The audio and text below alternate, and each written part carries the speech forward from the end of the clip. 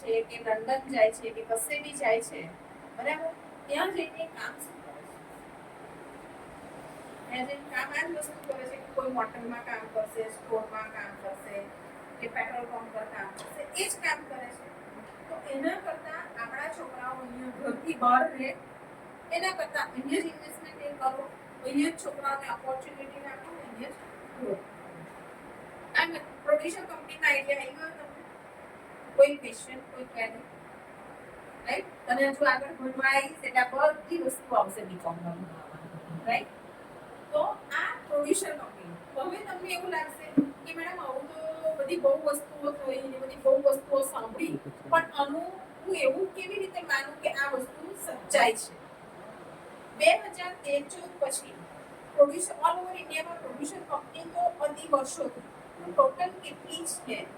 તો 800 producer, right?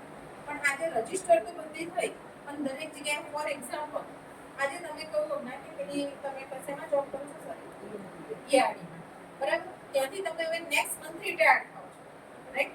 હવે next month retired તમે થશો કેમ? તમારી એજ રિટાયર્ડની આવી ગઈ છે. તો તમે હવે હું આ જગ્યાએ હોત અને હું રિટાયર્ડ થવા કે તો થાત નહીં, રાઈટ? તો શું છે, પ્રોડ્યુસર કંપની બધા બહુ એપ્લાય કરી દીધી, પણ એના જે ડોક્યુમેન્ટેશન અને એનું જે સર્ટિફિકેશન જોઈએ એ હજુ ખાલી 400 કંપનીને મળ્યું છે, રાઈટ? એમાં મોટી મોટી કઈ કંપની? તો રિલાયન્સ, ટાટા, બજાજ, પતંજલિ, અમૂલ, આ બધી પ્રોડ્યુસર કંપની છે. તમે જુઓ કે રિલાયન્સ વર્ષોથી છે, ટાટા વર્ષોથી છે, અમૂલ બી વર્ષોથી છે, પણ આ બધી જે પ્રોડ્યુસર કંપનીઓ છે એ લોકો 2013 રિલાયન્સનું પર્ટિક્યુલર કહીશ ને તમને તો એવું હતું કે એ રિટેલમાં ક્યારેય નથી આવ્યા. 2013-14 પછી જુઓ રિલાયન્સ રિટેલમાં આવી, Reliance fresh, Reliance digital, Reliance trend, જીઓનું સિમ કાર્ડ, જીઓનો mobile, Jio mart, Jio finance, રિલાયન્સનું જ્વેલરી, રાઈટ? અત્યારે રિલાયન્સે નવું એક સેક્ટર ચાલુ કર્યું છે યુસ્ટા, રાઈટ? એ હું તમને કહું ના, બરાબર? એટલે રિલાયન્સના જે બીજા ઇન્ડસ્ટ્રીમાં ને એમાં તો હતા પણ બીજા 9 અલગ અલગ સેક્ટર્સ ચાલુ કર્યા છે.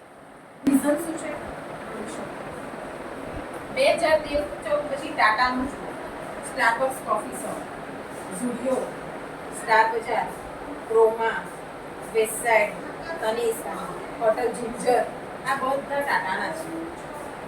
એ બી આજે અગ્નિ ચા, ટાટાની પોતાની ચા છે, તો બી એને અગ્નિ ચા સાથે કેમ